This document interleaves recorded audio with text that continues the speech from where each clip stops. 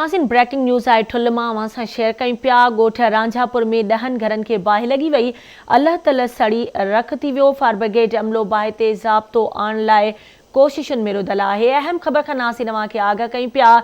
ठुल वेझो ॻोठ रांझापुर में 10 घरनि खे बाहि लॻी वई आहे। अल्ह तल सड़ी रख थी वियो आहे, जॾहिं त फायर ब्रिगेड अमलो बाहि ते ज़ाब्तो आणण जे लाइ कोशिशुनि में रुधल आहे।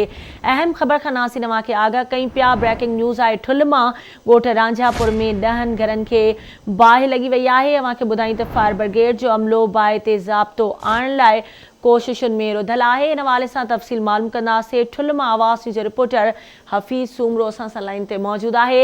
हफ़ीज़, इन हवाले सां कहिड़ा तफ़सील आहिनि, आगाह कजो।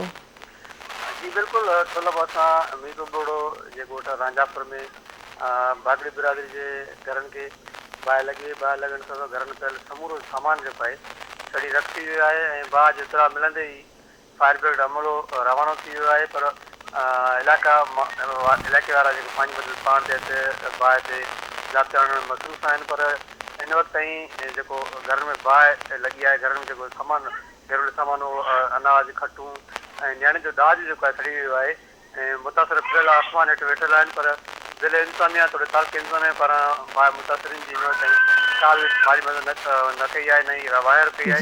पर ही उन्हनि जो चवणु आहे त बाहि जो जेको लॻण जो सबबु आहे उनजो मालूम न थी सघियो आहे ऐं हिन वक़्त ताईं जेको आहे फायर ब्रिगेड अमलो वाक़िआ ठीकु आहे। अवां जी वॾी महिरबानी हफ़ीज़ तफ़सील खां आगाह करण जे लाइ।